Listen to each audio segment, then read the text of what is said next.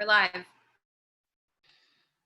All right, welcome everyone to the Humanists Flip the Senate event. My name is Evan Clark. I'm a Southern California humanist activist, and I want to welcome you to this incredible event today. We ultimately organized this event because a small group of us in Southern California came together and decided enough is enough. Our voices are stronger together, and the urgency of this moment just cannot be ignored. And that's why we today are hosting the first ever fundraiser exclusively organized by humanist leaders to support US candidates running across the United States. For us, freedom of speech and our right to peaceful assembly are on the ballot this year. Freedom of and freedom from religion are on the ballot this year. Freedom to love whoever and identify safely with the gender you identify is on the ballot this year. Freedom to a secular education and science is on the ballot this year. Freedom to raise our children in a sustainable environment, free of climate disaster, is on the ballot. Freedom to a fair criminal justice system and a government free of corruption is on the ballot this year. Freedom to separation of government and religion are on the ballot this year. Put simply, our values as humanists are on the ballot this year, and we had to organize this event. We partnered with the Secular Democrats of America for this event, and we are thrilled you're joining us today. We're going to go and have this event live for the next hour, but we hope you share this and invite others to our fundraiser, because ultimately we want to flip the US Senate. We need to bring amazing leaders to represent us forward, and to do that, we need to throw a lot of money at them.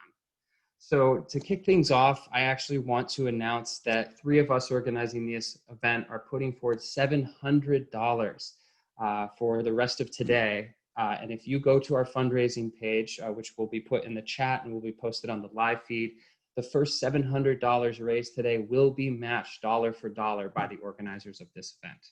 So please go check that out. Our goal by the end of today is to raise $1,000, and by the end of this weekend to raise $5,000 for candidates. And honestly, I hope that's just the beginning. Let's see where that takes us.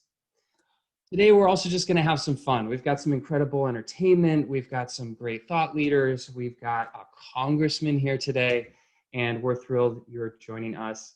To kick things off, I'm going to pass the microphone over to the incredible Shelley Siegel and Robert J. Robertson, who are going to perform a quick piece for us. Shelley is a humanist entertainer from Australia who has done incredible work for our community over the years and is a proud voice for us all. So let me hand this over to Shelley.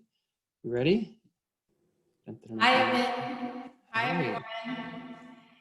Thank you so much for having us. I'm here with Rob. We're so happy to be part of today and really appreciate what you guys are doing, to all the organizers and for your donating. So everyone, let's get to it. Let's start donating now. We've got the link I saw a bit earlier in the chat. Yeah, we're here with you, and we're happy to lend our voices to this very important cause. And this first song, speaking of voices for causes, is a song that we wrote for One Law for All last year, and this is called Our Resistance.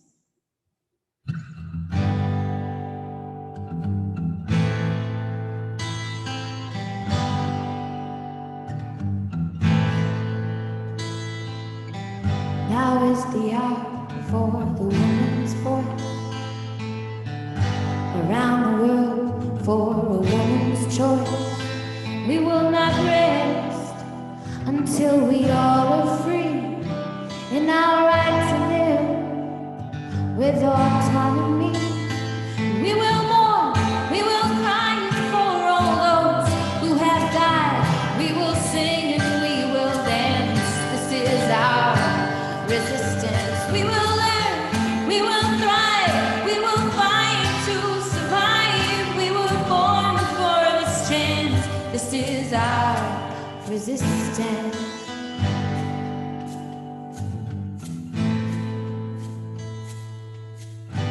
Oh, the war, it comes from all sides, from governments and family ties.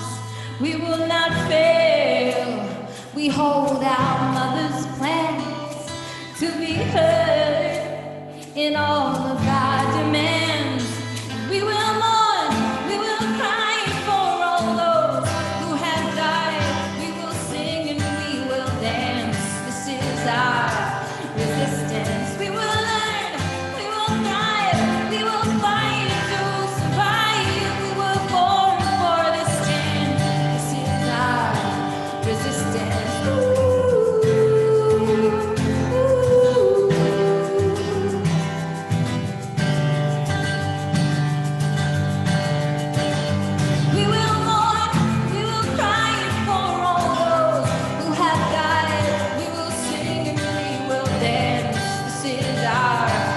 resistance. We will learn, we will thrive, we will fight to survive. We were born for this change. This is our resistance. It's our resistance. We were born for this change. This is our resistance.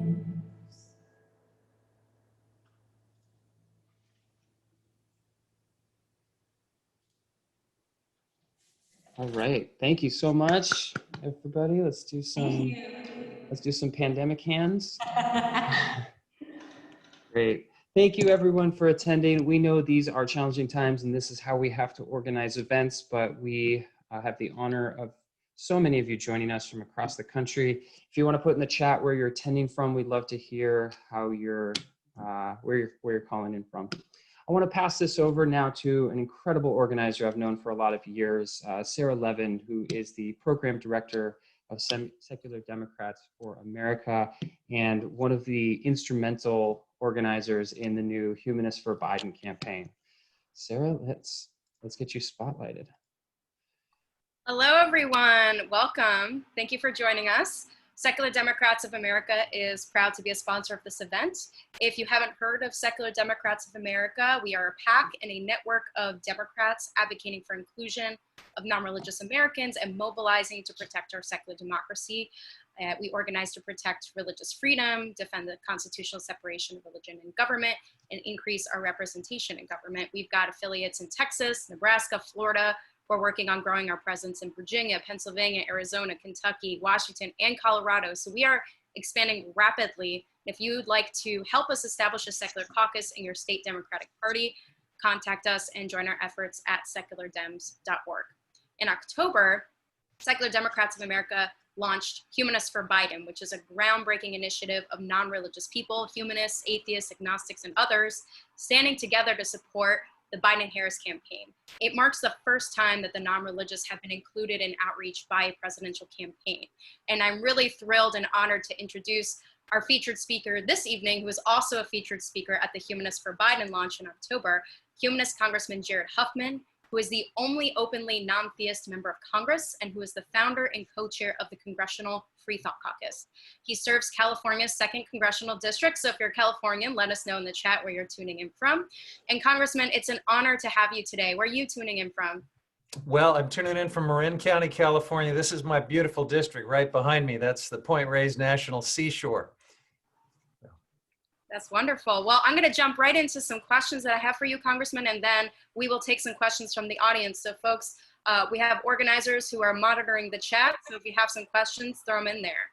So I'll start with this, Congressman. You're a humanist. You're the only openly non-theist member of Congress, as I mentioned before. So for the folks here who don't know you very well, many of them Californians, can you tell us a little bit more about how and why you decided to publicly open up about your non-religious identity? Yes. So Sarah, I'll tell you the short story about how I came out and, I guess grabbed this novel role in the United States Congress of being the only openly non-theistic member. Before I do that, can I just say how proud I am of the secular community for really feeling its oats in this election cycle. It's really quite remarkable. We had a presence at the DNC, unlike anything I've seen before. Sarah moderated an interfaith event that I think was quite interesting and successful, and then the Humanists for Biden. So we're on a roll, I think, and on our way to becoming a constituency that major political parties and elected officials actually think about and reach out to and include in public policy making. That's great, and I've not seen that before. So thanks to everyone for being part of that. Okay, how did I come to be this lonely humanist in the United States Congress? About 3 or 4 years ago, after many years of being non-religious, I actually lost my religion in my early 20s, but didn't really have a label, didn't really know what to call myself for a long, long time. And a couple things happened. First of all, my dear mother passed away. She was deeply religious until her dying day. And I think publicly announcing my non-religiosity might have been hurtful to her. So that gave me a little bit of freedom to go ahead and do it. I didn't do it lightly, though, and I consulted with all of my friends, family, political advisors. I've told you this before, Sarah. To a person, everyone told me it was a terrible idea to come out publicly as a humanist or a non-religious person in politics, that it would be career ending, there would be this massive backlash. And I decided I needed to do it anyway. It just felt right. It felt authentic.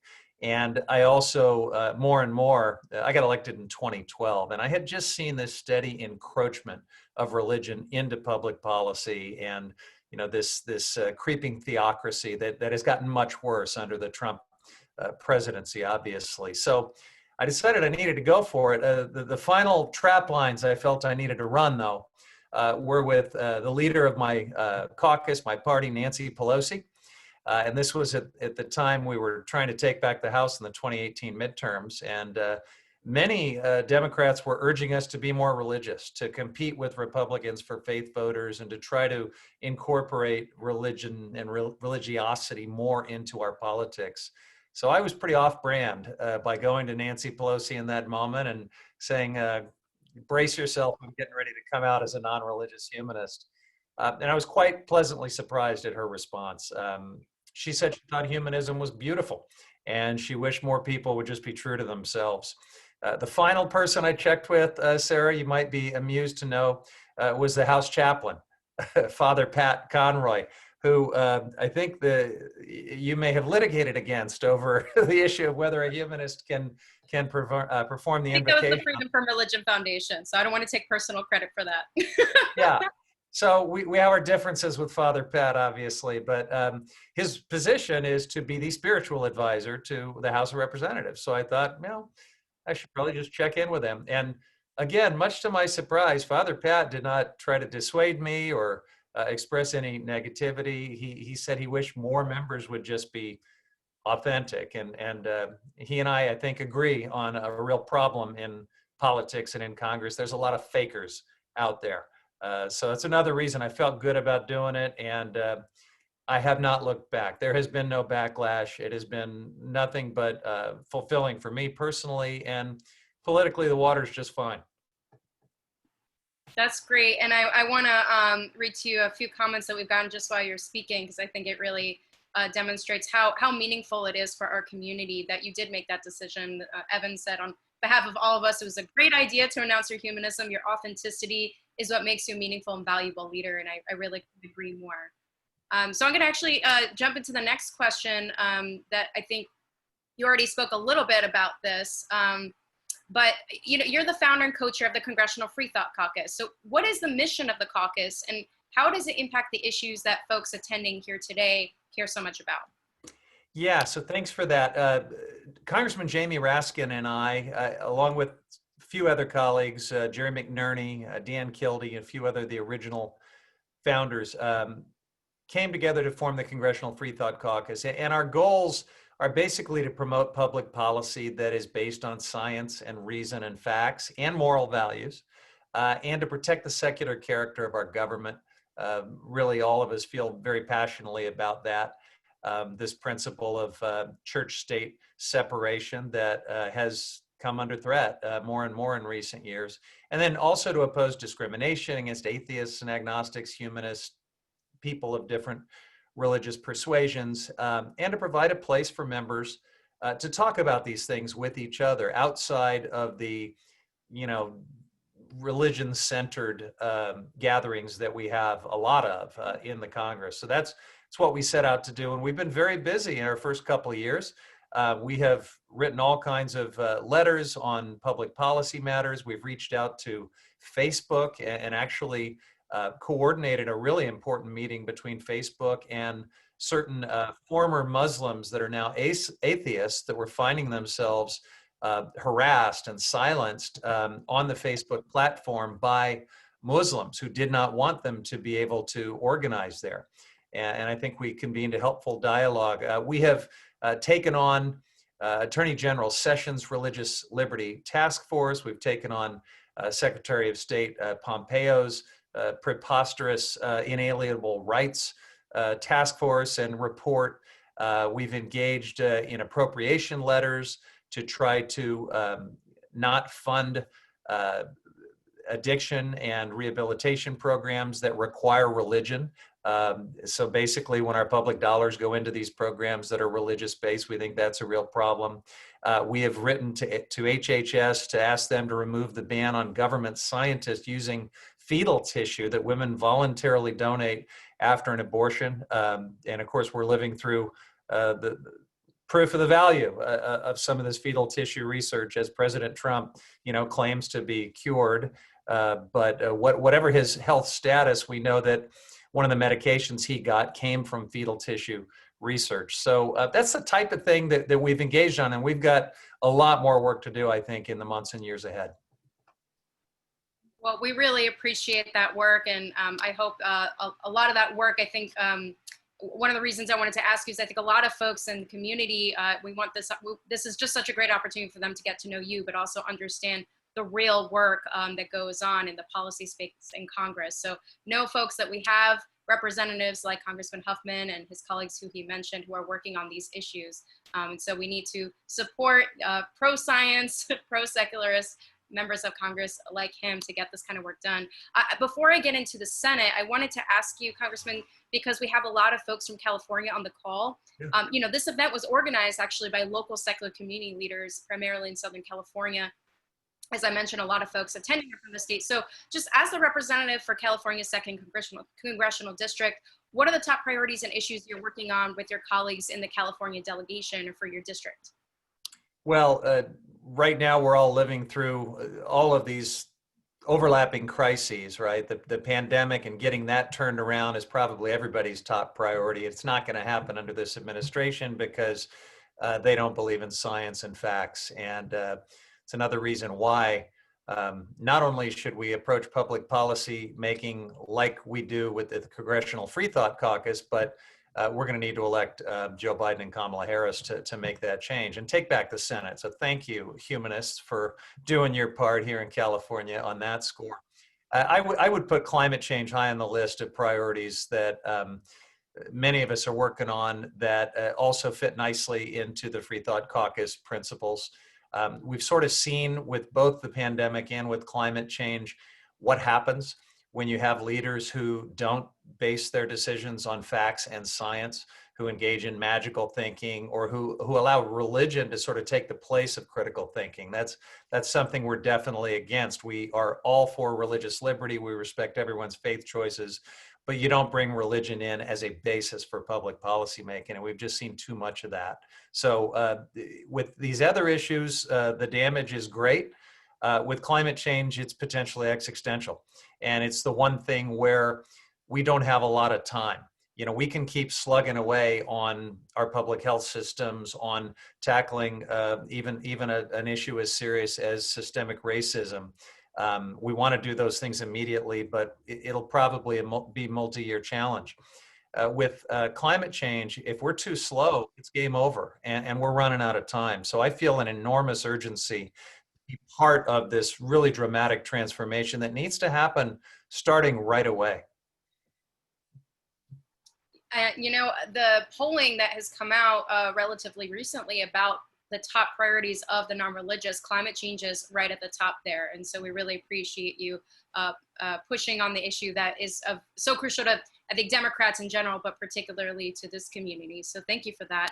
I want to take it to what we're here for today, which is to flip the Senate. So we know that science and science-based policy, as you've mentioned, is on the ballot in this election. We know that this administration's disdain for science and expertise has cost hundreds of thousands of American lives because of how they've mishandled this pandemic. But taking away the focus from science on the ballot in terms of how that impacts the White House and White House policy, can you speak to the impact of electing senators to Congress who believe in science? And give us a sense of, if Democrats take the House and the Senate, what could that mean for scientific integrity? Wow, it's fun to think about that. And I know many of us are highly motivated in this election, which I think is the most important election in the history of elections, not just in our lifetime, but like of all time. And if you want the fear and the mortification we all feel about the Trump presidency to motivate you, that's fine, because if he wins re-election, there's plenty to be afraid of. We could lose it all, our democracy, and a lot more than that. But there's a more hopeful way to be excited too. Is to think about all the things that are within reach if we do make these changes. And to give you a glimpse of what that might look like, you can sort of look at some of the stuff that this House Democratic majority has done in the last 2 years. We have passed great legislation, not only legislation to get us back in the Paris Accord and to make massive public infrastructure investments on the green investments that are very consistent with our climate action plan. We've passed probably the most ambitious ethics and government reform package in the history of the Congress. We've passed universal background checks, the first time any House of Congress has done anything serious on our gun violence epidemic. We've passed legislation to protect dreamers and to address civil rights issues and to protect the LGBTQ community by codifying that protection and not having to depend on court rulings. I mean, just go on and on down the line. And we've passed also serious legislation to turn around our national response to this pandemic, the HEROES Act and more. So it's sort of it's all there. The George Floyd Police Reform Act that tackles a lot of these institutional protections that bad cops have had and goes after some of these bad policies to restore the integrity of policing and public confidence in it and tackle systemic racism. I'm really proud of the body of work that we put together, and it tells you what would be possible if we had a Democratic Senate, if Mitch McConnell wasn't killing every single good bill that we send over to him. You're looking at a picture of the California coast behind me. Again, that's my spectacular district from the Golden Gate Bridge to the Oregon border. This Congress, this House, has passed legislation to permanently ban offshore drilling on both the Pacific and the Atlantic coast. We passed legislation to stop the rush to open up the Arctic National Wildlife Refuge to oil drilling. And we've done those things all on a bipartisan basis. So I think let's be motivated at least a little bit by what's possible and the optimism of what these changes is going to unlock for really good policy making in the next few years. Thank you, Congressman. You actually pretty much answered my next question, which was, going to touch on sort of the legislative graveyard, as they call it, that Mitch McConnell has in the Senate, because he's focused instead on packing the courts. And so before I move on to some great questions that were submitted from the audience, you already talked a lot about what I was going to ask you, which is the critical bills that need to be passed and that we could see passed, and like you said, be optimistic about if we take back the Senate. But I'd be remiss if I didn't ask you to share your thoughts on the court packing we're seeing and the impact of Amy Coney Barrett's nomination on the Supreme Court and how that might impact church-state separation. So do you want to address sort of the courts before we move on to Q&A from the audience? Yes, and thank you for calling what's happening now court packing.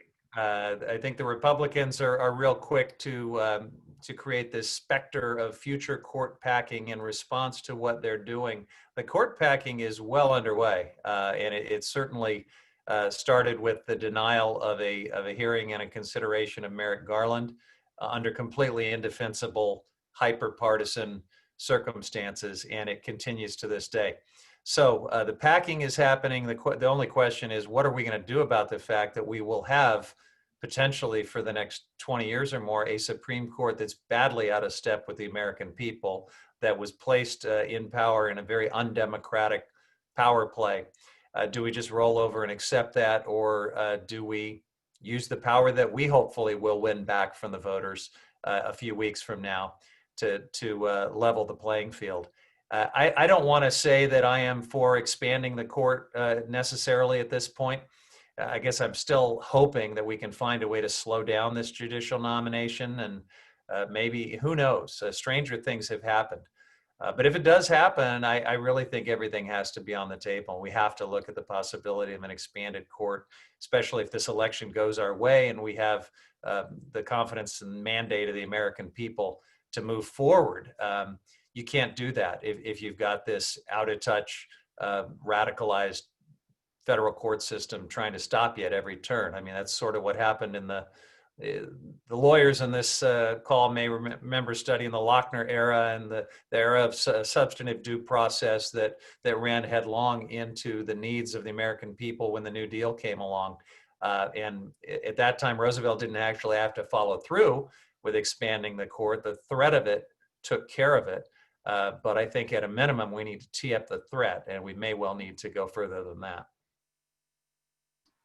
Thank you for that, Congressman. We have a number of questions. Some of them are more policy focused. A few of them are relevant to the caucus. So I'll start actually with the question about Amy Coney Barrett, since we were just talking about that. So the question is really about this dynamic we've seen of Republicans sort of getting ahead and saying, that it's inappropriate to ask her about her religious views, and kind of indicating sort of before there was even hearings that Democrats were going to impose some sort of religious litmus test. But I think from the secular community's perspective, obviously we don't support a religious test for office or for nominations, but it does seem that it's perfectly legitimate, especially if a nominee has a record of imposing their personal religious beliefs on their decision making, to ask about that. And I'm curious how, if you have any comments on what you would advise some Democrats. Is there anything you would have liked to see done differently regarding the questioning of her views and how she might impose her views during the hearings we had this week? Yeah, I personally would have teed up this subject. Now, you have to do it carefully, obviously, and I think folks were still a little bit hypersensitive because Senator Feinstein maybe didn't handle it so artfully the last time around with this judge by saying the dogma runs deep in her. I mean, she should not have said that, and I think that opened her up to criticism that she was that she was imposing her own religious test, I suppose, which we can't do. But you're right, Sarah. We should be able to talk about the separation of church and state. We should also be able to talk about whether there are any aspects of her religious faith that would conflict with her ability to apply the law as it's written and as it's been developed through jurisprudence. I don't think we explored that very fully at all when it comes to abortion, when it comes to marriage equality. I mean, these things are the law, and she has pretty firmly stated that she has religious views against those things. So we should have been able to respectfully talk about the friction between those two things and how that would play out in her work as a jurist. And then, of course, much more conversation about actual religious liberty and the separation of church and state. Judge Kavanaugh, who the Free Thought Caucus opposed, wrote a letter of opposition. He had publicly criticized the separation of church and state, saying that it was kind of a flawed concept. That didn't get properly explored in his nomination process. We should have given that some attention, I think, in this one. And then, gosh, I sure wish Senator Feinstein had not given Lindsey Graham a hug and told him that it was one of the best confirmation processes she's seen. That was disgraceful. I'm just beside myself over how that happened and how sad it is that that this is taking place from a senator from the state of California. Thank you for sharing that, for being so candid. I'm mindful of the time, so I'm going to combine two questions, and then I think this might be the last one because we need to move on. We could obviously do this for hours, but we want to be respectful of your time. So there were a number of questions kind of around the theme of how many of your colleagues in the House and also in the Senate, and there are a few who asked about your Republican colleagues, who maybe privately and behind the scenes might be expressing that they're non-religious. How many of those are there? Are there potentially more members that might join the Free Thought Caucus generally and particularly among your Republican colleagues? Yeah, so there's plenty of Democrats that are non-religious, atheist, the whole spectrum of secular views that don't feel comfortable joining the Free Thought Caucus yet, and we're working on them. On the Republican side, it's a lot harder. I'm sure that there are many non-religious. There's certainly plenty of fakers, people who I know are pretending to be religious, who I don't think really are. The President of the United States is Exhibit A when it comes to that. But it is harder for them. I think it's a much more punitive political climate, and it's a much more uh,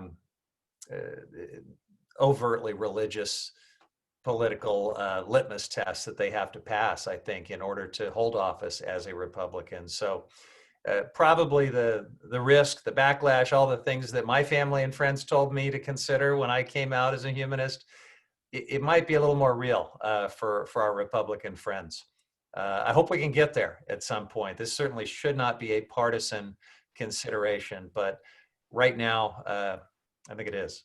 Mm-hmm. What could we do as humanists, folks in this group especially? I imagine there's a number of your colleagues in California, perhaps, that might be among those who are not there yet. What could we do as humanist activists to encourage them to come forward?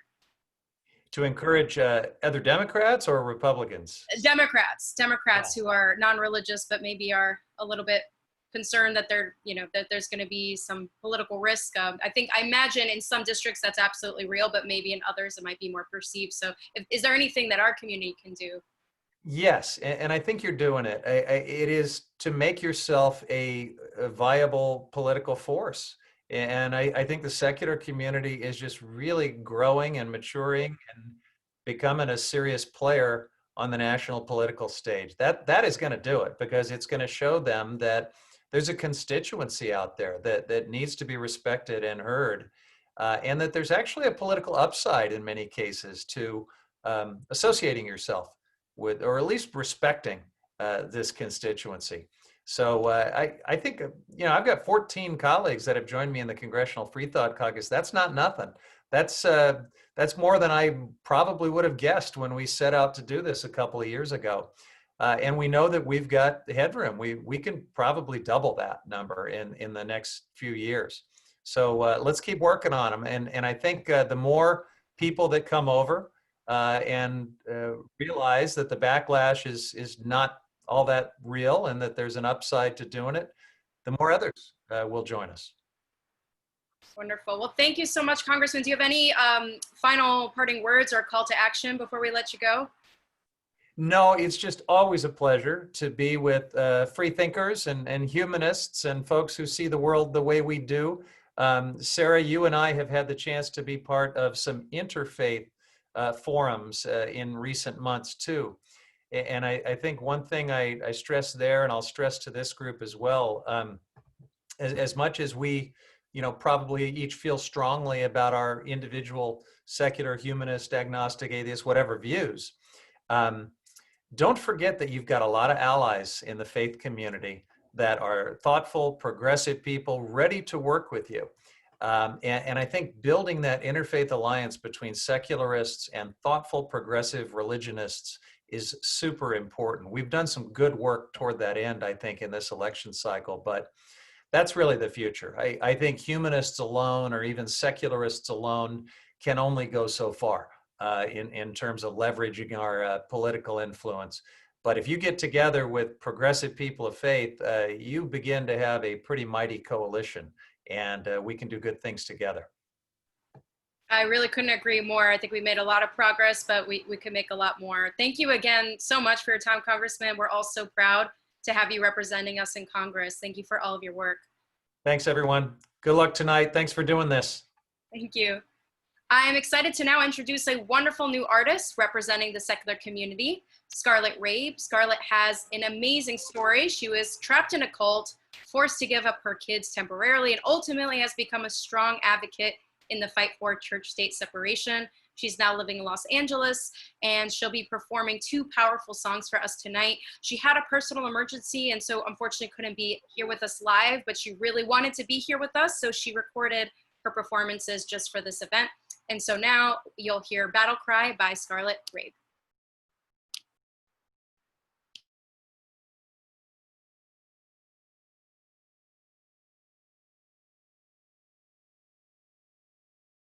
Just bear with us a minute. It might take a second to pull up the video.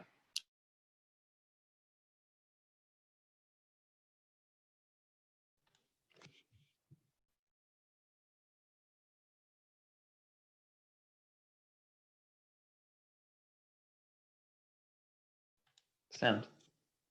We're not good sound, Dave.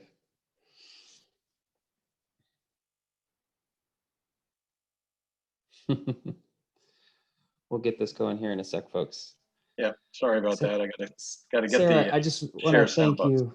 I'll riff for a second while you get that going. Sarah, thank you again for organizing everything and those questions for Mr. Huffman. Go ahead, keep playing, Dave. Okay. I want to make an announcement. We have crushed the match that we started with today. We have raised over $2,000 in the past 30 minutes. So I just want to thank you all, and I want to keep going. We want to hit $5,000 by the end of this call today. We have about 800 left to get there. Again, the link is in the doobly-doo. It's in the chat. I hope you check that out. We're going to get these videos live. We've got a little bit more entertainment for today and a few other passionate speakers. But yeah, thank you all. Go ahead, Dave. Yeah. Hi, everybody. No sound. I'm Scarlett Oh, there we Rabe. go. Perfect. As a humanist, I am so in this fight to flip the Senate. We have so many incredible, strong candidates running in very flippable races. And now is the time to do all we can to support them, whether that be donating, phone banking, sending texts, knocking doors safely, wearing a mask, of course, having conversations with everyone you know, or using your platform to spread awareness. Whatever you can do, please get in this fight because we have to flip the Senate. We have to stop Mitch McConnell and his regressive campaign against our democracy. We must. But the best news is that we absolutely can. We can flip the Senate. So please get in this fight, join us, and let's get it.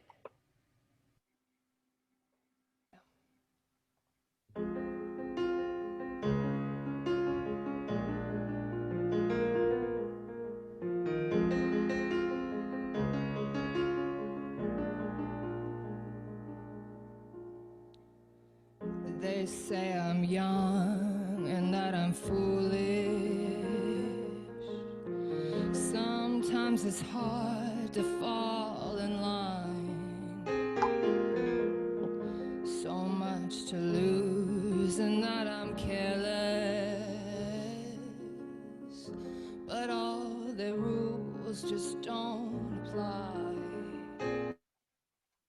If you're the ocean, I'm Amelia Earhart. If you're the fire, then I'm Joan of Arc. My life is like a work of art, and I'm gonna leave a mark.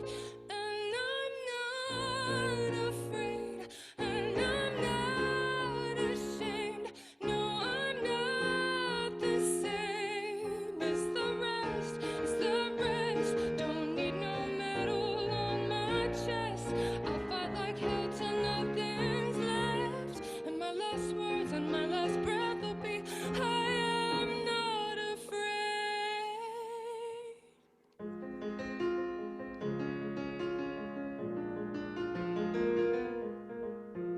If you dare to dream, they call it reckless.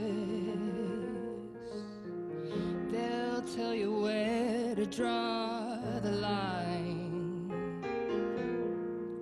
But what you can be is truly endless when all the rules just don't apply. If you're the ocean, I'm Amelia Earhart. If you're the fire, then I'm Joan of Arc. My life is like a work of art, and I'm gonna leave a mark. And I'm not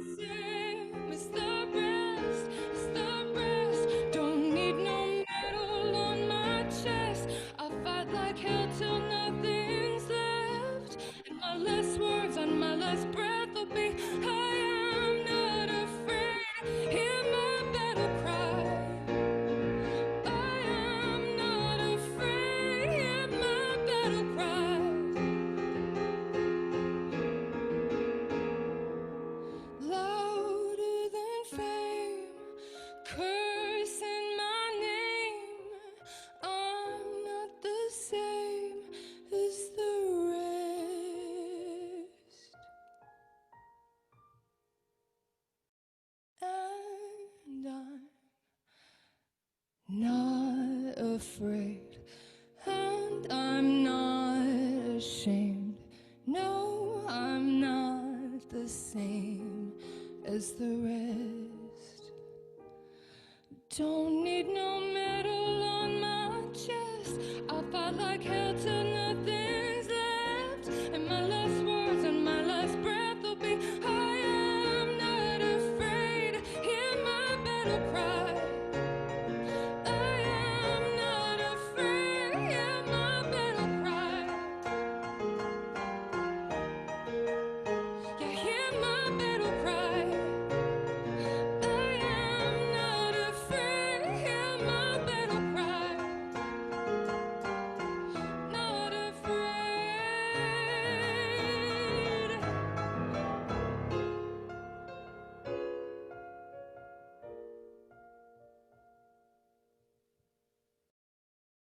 They say I'm young and that I'm foolish.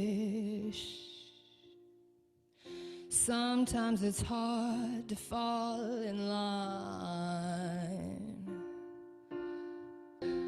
So much to lose and that I'm careless. But all their rules just don't apply.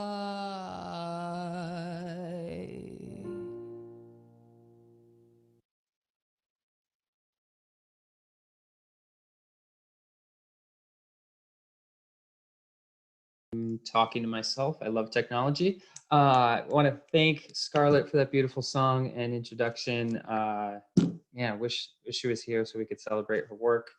Again, I want to thank you all. We are crushing it on the donations. We've raised over $2,000 in just the last 30 minutes. We have a goal of hitting $5,000 by the end of this call, and we are only $500 away from that. If we can hit that, we can be talking about a new goal. I really hope we can get there. This is incredible. We're going to make a difference. With that, I want to introduce the next person on our agenda. Let me see if I can do technology while talking. We're going to get a good friend of mine at Spotlight, Ian Harris. Ian's a comedian, impressionist, director. He's a mixed martial artist, which is really cool, and you should ask him about sometime. But for us, we know him as an activist, a humanist, and a passionate father. So we're thrilled to have you here, Ian, and I'll give you the floor.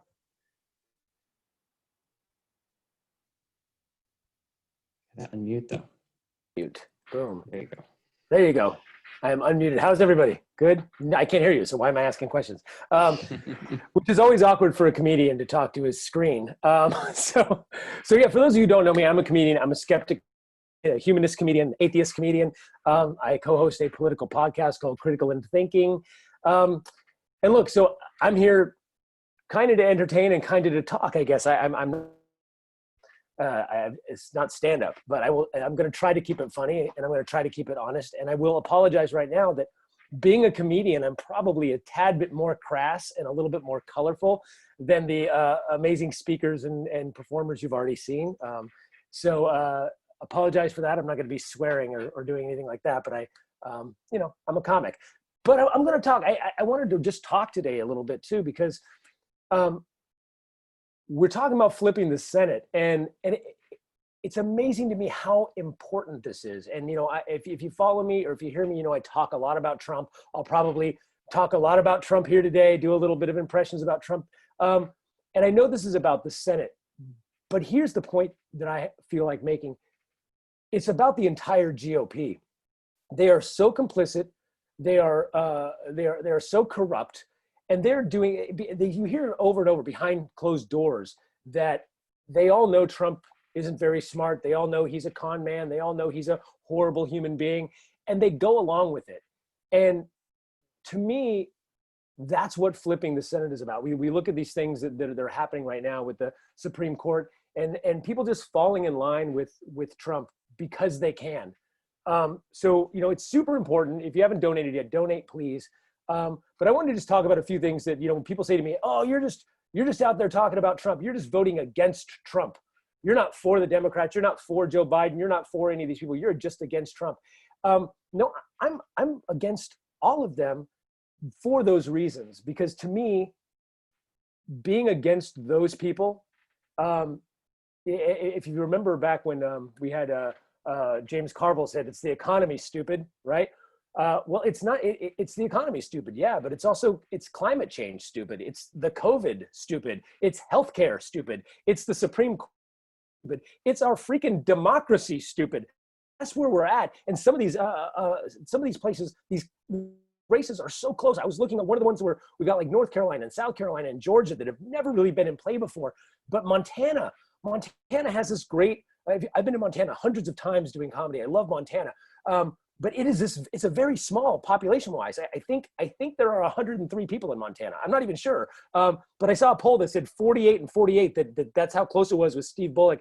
48, at first I thought that was 48 people and 48 people. And I'm like, wow, we only need 3 more people. But there are 1 million people. But still, that's nothing. When you're talking 48% to 48%, when there's only 1 million people in a state, we don't need to convince that many people to get behind democracy in a great state like Montana that is known to vote per person, per issue. They don't go too partisan there.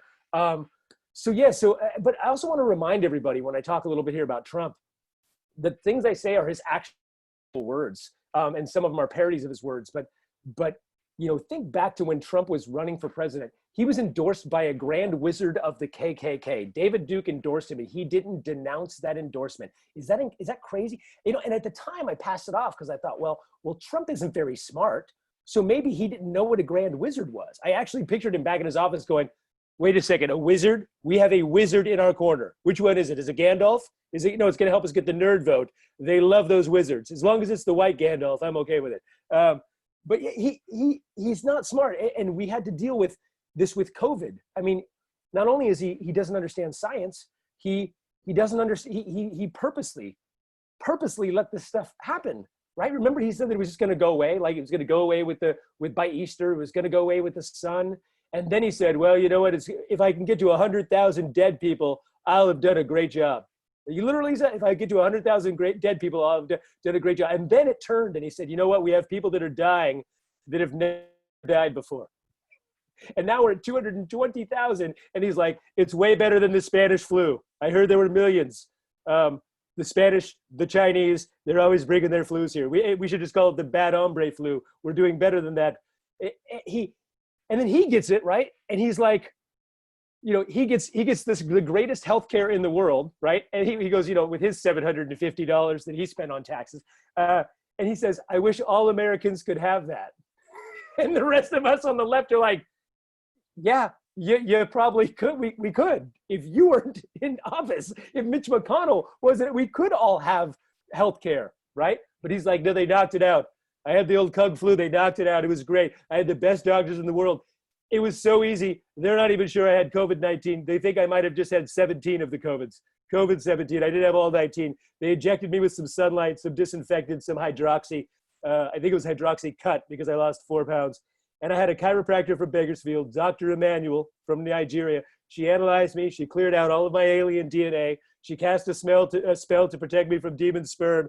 And she's protecting me from windmill cancer in case Biden wins and they flip the Senate, because that windmill cancer, it makes the sound. You all know what they're talking about. These are things he said. He said that it was going to go away now because we're gonna get. He called it. He was talking about herd immunity, and he said, you guys all know this. He said, we've got a thing called herd mentality, which is accurate. He goes, it's going to be herd mentality. It's going to be herd developed. And if you know anything about science, that would take 70% of the population if it was something that we could actually knew that immunity would come from having it. 230 million people at a 2.7 mortality rate, 2.7%. That's over 6 million people would have to die to get herd mentality, but that's what he wants, because science is not their thing.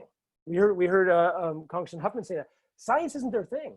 Think about this: climate change. We've been talking about climate change since I was in high school, and I'm almost 50. We've been talking about climate change, and every time it's come up, like think about this: every time it's come up, you have 97%, 98% of the world's climate scientists agree that climate change is real and it's mostly man-caused.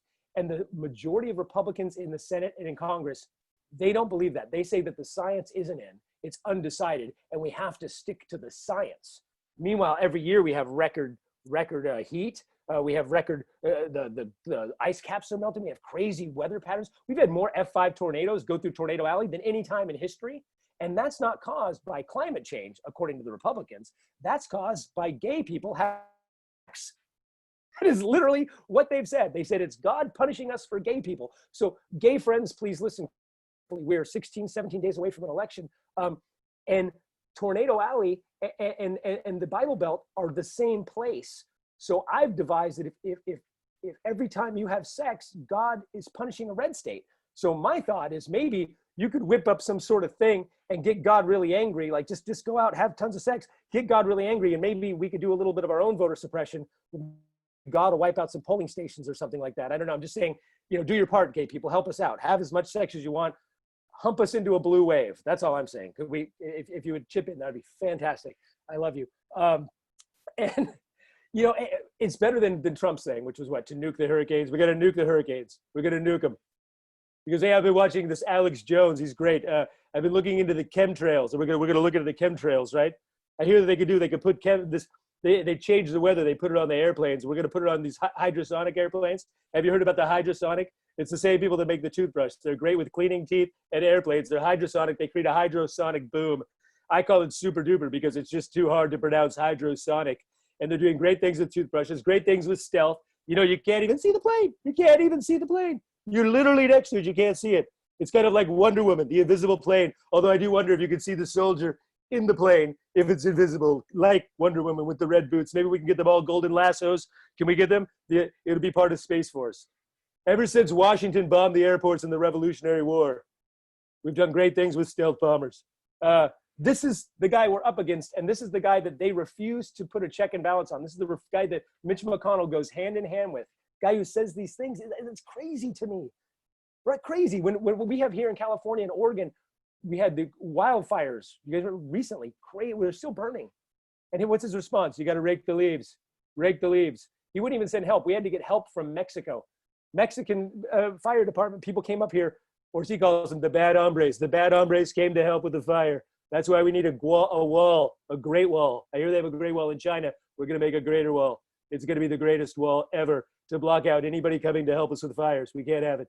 That's what we're dealing with. We're dealing with the Supreme Court now. We're dealing with them trying to force Amy Coney Barrett, the third stolen seat, if they get it through, which they probably will. Trump doesn't even understand that either. He's like, Supreme Court, is that like a regular court but with sour cream and tomatoes? I don't know. I go to Taco Bell a lot. Coney, is she the one that owns the island? I'm from New York. I used to go there a lot. Great chili dogs, great legislation. This is what we're up against. She said that she didn't know what the First Amendment, she goes, the First Amendment, she didn't remember it. She didn't remember all the stuff in the First Amendment. Which, is ironic because they keep trying to use the First Amendment. What we as humanists know is like, that's the separation of church and state, right? That's the one that hey, everybody, First Amendment. And they're using it to discriminate against people. Remember the gay cake incident up in, I think it was up in Fort Collins, Colorado? There was a guy who wouldn't make a cake for a gay couple because he said it violated his religious beliefs as a Christian, because in Leviticus, the gay people can't, gay people are bad and you can't have gay people can't get married or whatever. So he said it violated his religious beliefs to make a cake because he would be working for their wedding, and and that would be too gay, I guess. I don't know. So, which I thought first thing was like, wait a second, you're a cake decorator. That's pretty much the gayest job that's ever been invented. So you need to know your audience, buddy. Like, that's like going, I do not have anybody in my store because I'm against gay people. Sir, this is a Judy Garland memorabilia shop. Know your audience. But here's the thing.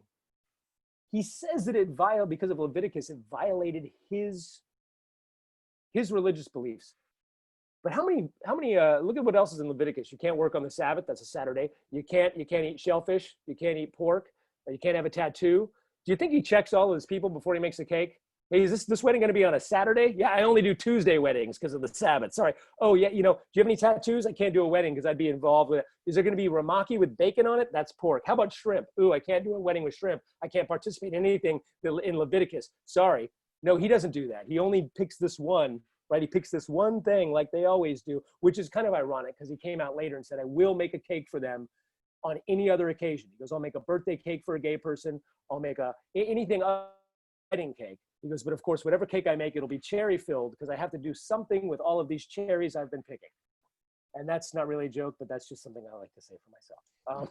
So I don't know how long I've been talking, but if you can give me the thumbs up. Can I do 2 more seconds here? 2 minutes? That's good. Yeah, 2 more seconds. Go for it. Cool. Here's the last thing I just wanted to say that, like I said, it's the economy stupid, it's climate change, it's COVID stupid, it's the healthcare stupid, it's supreme democracy. It's also Nazis running in the street stupid. We have Nazis, Proud Boys, Boogaloo. We had the Charlottesville Tiki Torch people, all those very fine people that Trump likes. Remember, these are the people we have running in our streets and not being denounced by the president of the United States when given plenty of opportunity to do so. That's what we're dealing with. Actual Nazi flags and rebel flags and all this sort of stuff. They remember this, they ran around. It's like a bunch of redneck dudes running around going, the Jews will not replace us. But really? Those are our very fine people saying the Jews will not replace us. I'm like, yeah, well, I know a lot of Jewish people, and you're probably right. I don't know anyone that wants to work part-time as a janitor in a coal mine and have sex with their cousin. So you're right, the Jews won't replace you. But you know what will replace you? A machine in both instances, because all of our jobs are going overseas. So please flip the Senate. Help us donate right now, please. I know we're really close. Let's double the goal. The goal's 5,000. Let's get 10,000. Let's double this goal because that's what we're up against. We're not just up against Trump. We're not just up against McConnell. We're up against this entire situation, and it starts with being able to do anything. And you know that even if Biden gets in, even if we keep the House, you know that Mitch McConnell is going to do everything he can to block, and he's going to do it even if he's got 51 to 49. He's going to do it. So we have to flip this in. We got to get as many out, as many as we can, 5, 6, as many places as we can. So as many states as we can flip. So donate now. Thank you guys very much for having me. I appreciate it. And hold on for a second. Where can people find your work and follow you? You've been a giver to our community forever now, and I want people to be able to find you. Oh, well, you can, first off, every Friday at noon, I have a podcast with my friend Ty Barnett. It's called Critical and Thinking. And that is on Facebook. It's also on all the iTunes, all those sorts of podcast things. And then my website is skepticcomedian.com, and you can find me there, and it's links to all my social media and my comedy specials, which are on Amazon Prime and all those sort of stuff. So if you like that, go watch those. Yeah, and I'm here forever and always because this has been my number one goal since I can remember, and I'm 49 years old. Since I was probably 5 or 6, this is something I've been wanting to make America. I want to really make America great again, or great for the first time. How about that? Greater than it's ever been through secularism. So and humanism. So yes. Great. Well, thank you for joining us. Quick announcements. We hit the $5,000 while you were talking, so thank you so much. The goal now is 10,000. Let's see if we can hit 7,500 by the end of this call. Just a little bit more time left. We have a few more performers. And just, I know this throws the organizers off on our schedule, but Ian, how are you talking to your kid about what's going on? It's funny because when Trump won, she had a complete panic meltdown because I had a complete meltdown. And she won't watch the news. She has panic attacks. She has anxiety attacks. Anytime I watch anything, I can watch Bill Maher, I can watch Chris Cuomo, I can watch anything news related, and she freaks out and leaves because it's stressful and she sees what's going on.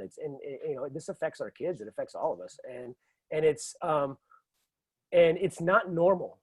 I hope that we go back to normal when Trump's gone. I mean, some sort of normal. I honestly I think that all these guys are corrupt, but I don't think they'd be nearly as bad if it wasn't Trump giving them the green light to do this sort of stuff. And I think we just need to, I hope that things go back to some sort of normalcy when he's gone. Because it's literally causing anxiety with my daughter. And how old is she now? 15 going on 16. Yeah. She's not 8. She's like, yeah. Well, thank you all. Thank you again, Ian, and for reminding us how important this is, not just for us, but for the leaders like your daughter that will be our future Congress, hopefully. Yes. Yeah. Thank you all. We'll keep moving. We're going to return to Scarlet Rape for a bit. We have another performance. Again, give, and then when it hurts, give a little bit more. We are going to accomplish a huge goal today of getting to $750,000. We hit $5,000. If we add the $700 that we had as a matching gift to kick this off, we're almost at $6,000 so far on our campaign. We are doing incredibly well. So I just want to thank you all. My ask for all of you that have already given is to now share on your social media. I need you to go on your Facebook, go on your Twitter, go on your Instagram, go on your child's TikTok. I want you to share this fundraiser and let's get the word out. This is really exciting. We've never done fundraisers like this before in our community, and let's make it so big that people, it will take many years for people to match this one. Okay, with that, our tech team is gonna queue up the video and we'll get another song from Scarlett.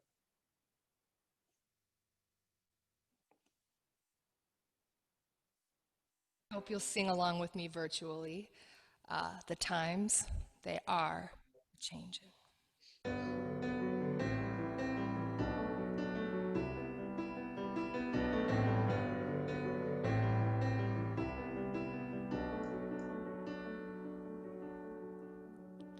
Come gather round people wherever you roam, and admit that the waters around you have grown, and accept it, this soon you'll be drenched to the bone. If your time to you is worth saving, then you better start swimming or you'll sink like a stone, for the times they are a-changing.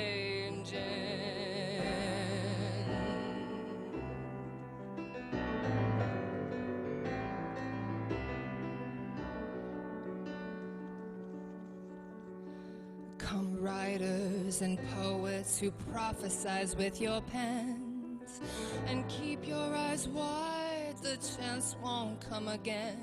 And don't speak too soon, for the wheel's still in spin, and there's no telling who that it's naming, for the losers now will be later to win, and the times they are a-changing.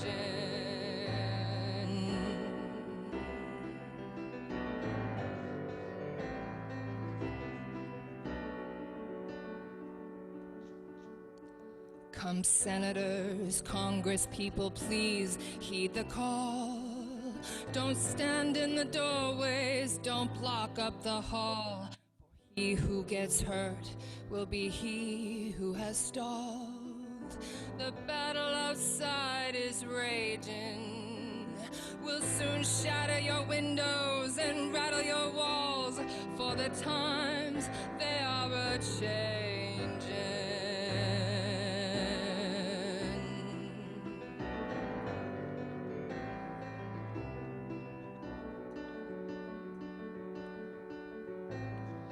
Come mothers and fathers throughout all the land, and don't criticize what you can't understand.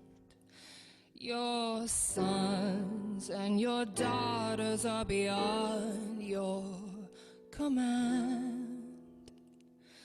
That old road is rapidly aging. Please get out of the way. If you can't lend a hand, for the times they are a-changing.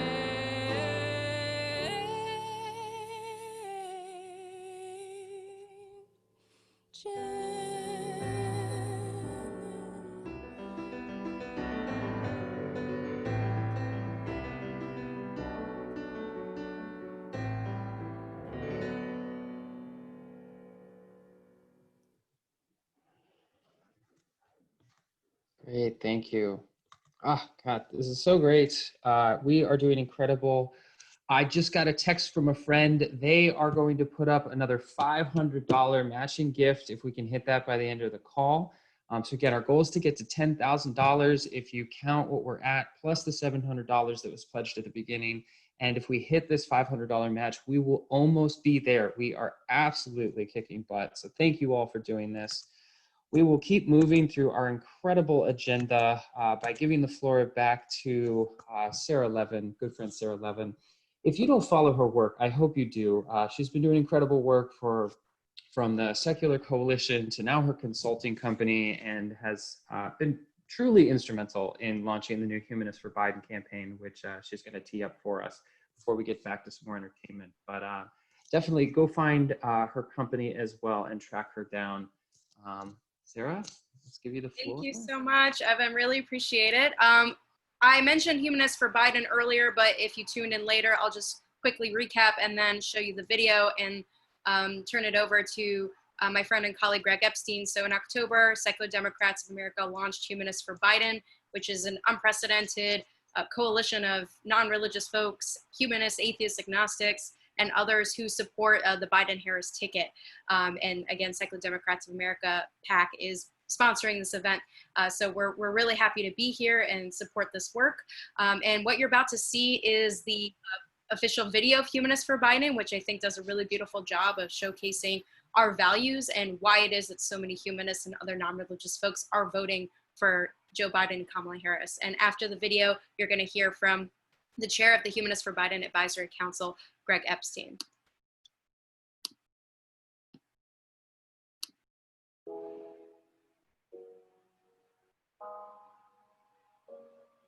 I'm a humanist. I'm a humanist. Hello. I'm a humanist, and I'm voting for Biden and Harris. We are humanists for Biden and Harris. I'm voting for Biden. And I'm voting for Joe Biden. I'm voting for Biden because I am opposed to 4 more years of a presidency that celebrates our worst behaviors, that rips apart families and has no appreciation for the environment.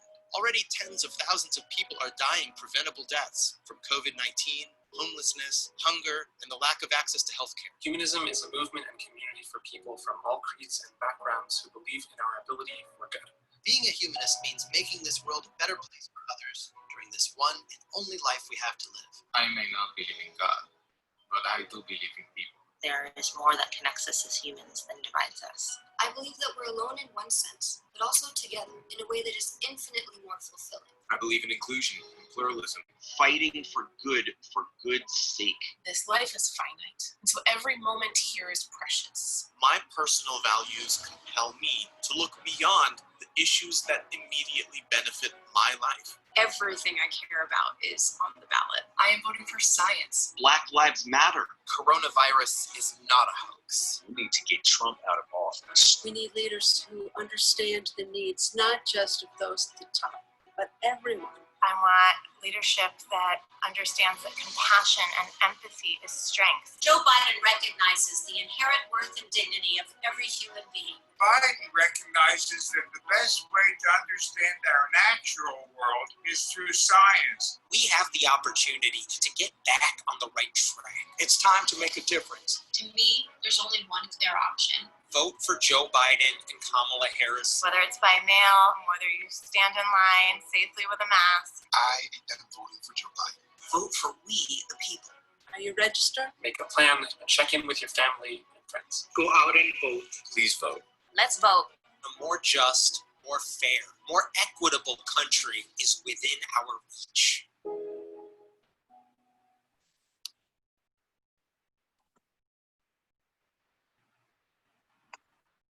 All right, I'm going to turn it over to you, Greg. All right.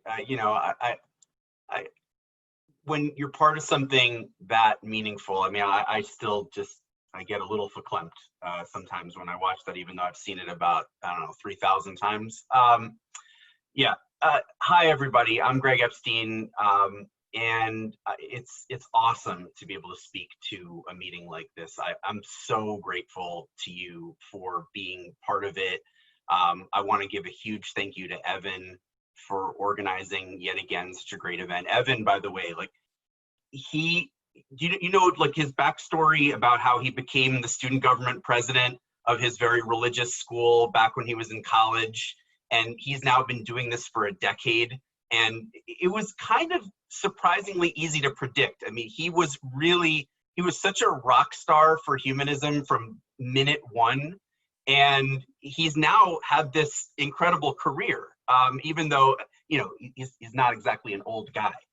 But you've had this incredible career, Evan. This event is awesome. You're such a passionate fundraiser for other people and for important causes. And to me, that's one of the best skills that a leader can have. And I'm just proud to be working with you. And so you've been one of my favorite humanists and humanist leaders for about a decade now. And then Sarah, I want to say, in the past year, I mean, I've known Sarah for several years, but in the past year, I've had a chance to see her working on these causes, on this, Humanists for Biden and Secular Democrats for America and events like this. Whoa, you've got it, like Evan said, you've got to follow her work. She's launching into the stratosphere, and like, you know, you want to be one of the people that's following her now so that you can say you did. But anyway, this is the kind of energy that we're trying to bring, that this event to us, we're hoping as Humanists for Biden and Harris that we can look back on an event like what you have been participating in today, what you've been watching today, and say, yeah, it was because of stuff like that.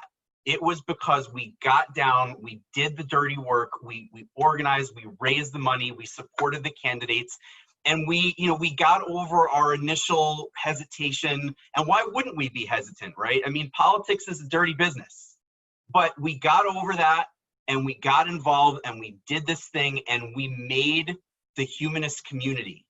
We're going to be saying this, you know, whether it's 5 years, 10 years, 20 years from now, we made the humanist community, the community of atheists, agnostics, free thinkers, secular people, non-religious people, etc., who believe passionately in the importance of science for our health, for our well-being, for the advancement of human civilization and of all sentient life. Who believe passionately in racial justice and social justice and gender justice and all forms of justice, who believe passionately in compassion and empathy and just basic human decency. Please, can we get a little bit of that in the White House? Just a little. We are going to look back and say, we, through this work that you are here doing, made the humanist community one of the most influential communities in the United States and therefore in the world. Again, because we actually have been in the past, and we're bringing it back into a new position of power, of influence, of cooperation, because we've got plenty of religious allies. We're utilizing those allies, those coalitions that we're building, that we're taking part in, and you are part of something really meaningful. So, you know, it's been a privilege for me to just be one of many leaders in a group that is getting a chance to be part of the coalition of groups that are going to bring about this historic election, this election that we just desperately need more than any election in modern history. And that's both flipping the Senate and the presidency. And so I want to say then, although Evan has said it a number of times, I'm just going to close by asking you to participate in every way that you possibly can. I think about the existentialist philosopher Sartre's idea that we're both free and responsible. That we're free. We don't have to believe anything that it does not comport with our reason to believe. We don't have to do anything. We don't have to get up on Sunday. We don't have to wear funny hats. We don't have to do any of that stuff if we don't believe that it is good and right for us to do it. But what Sartre said, one of the great humanist philosophers, is that we are therefore responsible. Where if we do believe in something, if we do truly believe that something is right and good, then only we can make it so. If we do believe that something is just and appropriate, only we, through our actions, individually and together, can make it real. And so it's one of these really strange things where the act of clicking on a link one little link on one little Zoom in the midst of a 7-month nightmare of social isolation and distance. That little act is the transformative act where we say, these are my values. And I'm not going to let the world be without whatever it is that I can do, because that's how I model for other people to do this too. That's how we build a movement that actually succeeds, that actually grows, that actually has that power to change society. So if you can do the little clicky thingy, you know, like, all right, $10 more, $50 more, $100 more bucks, whatever it is, that's your philosophical act of defiance of the universe that we find, of the Trump-verse that we find. So I hope you've done what you can. You'll feel proud of it. I'm proud to be with you. And I can't wait to see what we build together.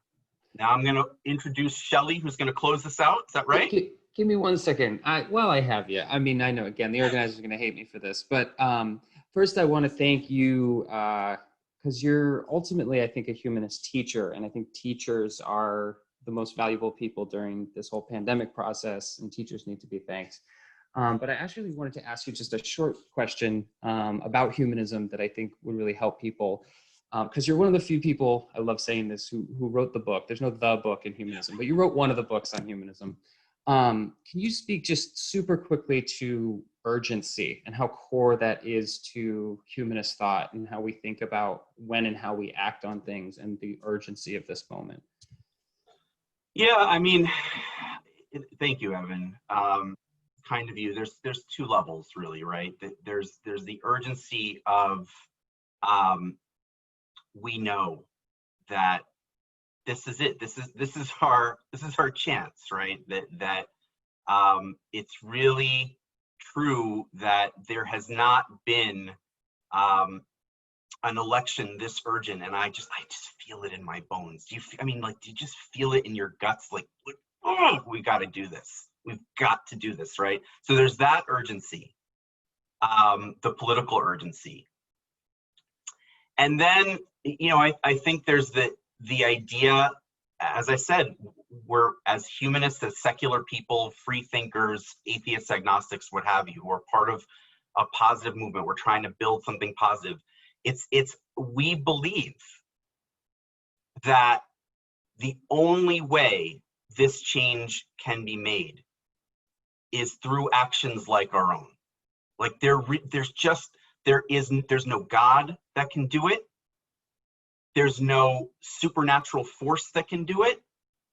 And it's a weird thing because you can almost use that word faith for it, right? It's not a faith in the Christian sense. It's not a faith in the traditionally religious sense, but there is this trust that somehow, some way, the actions of people like me and you have to be such that they're honest enough, that they're passionate enough, that they're true and just enough, that other people are motivated to join us in those same kinds of actions, and that it actually pushes the thing that we want to be real into being real. The thing that is not now real, right? Some things we believe are not real and they're never going to be real. There are other things that we believe are not real now that we're going to make real. And it's only through the sincerity and passion and commitment of our actions. And that's kind of scary because I don't want that responsibility all the time, but we've got it nonetheless. And these events, things like you are doing right now, Evan and Sarah and Shelley, who I'm about to introduce, who's also had a whole career now in this movement, a beautiful career. Met her in 2012 in New Orleans and saw her play an amazing humanist concert. And she's had this whole career of inspiring people like us. And, you know, what's your way of inspiring other people around you? Because you have it. And even if it's just part of an event like this, being part of it, doing your donation, showing up, helping other people to feel like, yeah, there's a crowd, we're in this together. What's your way? That could be your way. What else? So that's it. That help you, Evan? Thanks for letting me speak. I really appreciate it. I screwed up the pinned videos, but yes, thank you for being here. Just quickly before you announce Shelley, we've hit 49 donors. We are almost at our 50th donor for this campaign. I just want to announce that really quickly, because while it's incredible that some people have a lot of money and are giving a lot of it, it's even more incredible that we have a mass of people that are looking to make a difference together. I hope you're all having fun. We have some entertainment to get us to the end here. We have 5 incredible candidates we are supporting, and I hope you check out each one of their campaigns. While this is obviously our fundraiser, there are many out there. And so now I'll give it back to Greg so that he can announce our last musician. We're going back to our good friend Shelly, and then I'll update us on where we're at. All right, thanks, Evan. Yep. Look, humanists believe that the world is not as beautiful as we wish it was. And it's people like Shelly Siegel, our next performer, that make it more beautiful. Her art inspires me. I always love listening to you, Shelly, and it's really cool that you get to be with us on Zoom. You've got a couple of you there. Can't wait to hear you. You've now built this career where we can say that you're one of the great humanist artists of this generation. Take it away. Thank you so much, Greg, for that lovely introduction, and thank you to all of the speakers and entertainers who have given their time today for this amazing cause. And like, you guys did it. You guys made that goal and you hit it. You made it a reality, like what Greg was speaking about. We can, there are the things that don't exist yet, and we make them happen. So very, very proud to be part of today, and well done, organizers. Yeah, very well deserved. So to play us out, this is a song that I've been playing for a long time for this community, and I feel like, you know, everyone still wants to hear it, and I still love playing it, and the message to me is as important now, if not more important, as it was when I released it 8 years ago. This is a song that says we won't be told how to live our lives. The song is called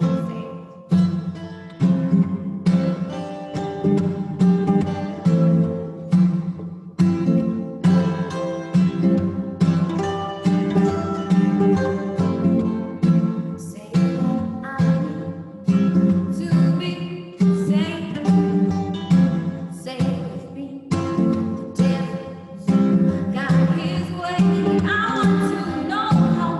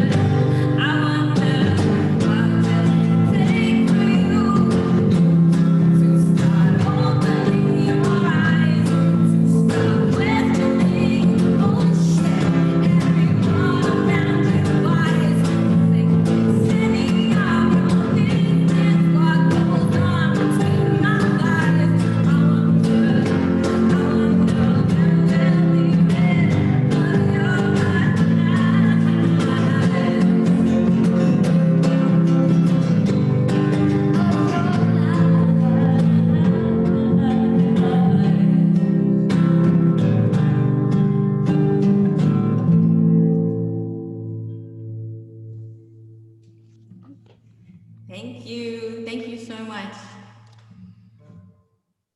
Wonderful. All right.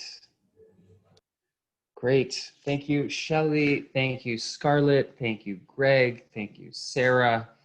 Thank you, Congressman Huffman. I hope you all enjoyed this event.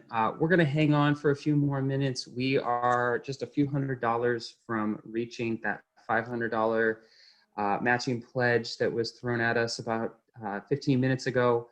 I want to especially thank some of the organizers of this event. Let me see if I can spotlight them all as I talk. We have Dave Rice in Orange County.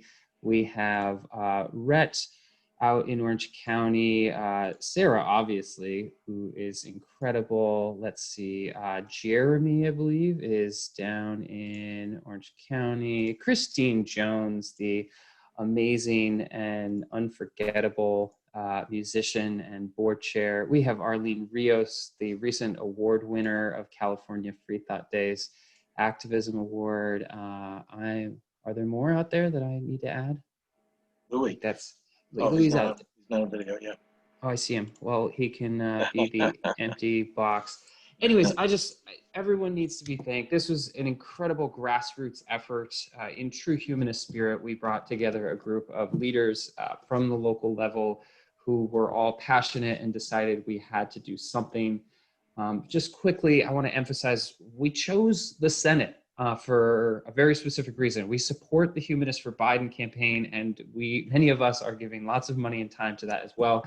And I want you to get on their text list and help them with an event they're planning soon and give them lots of money as well. But we believe that no matter what happens with the presidential race, that our values and how those are impacted by the federal government over the next few years pretty much runs through the Senate.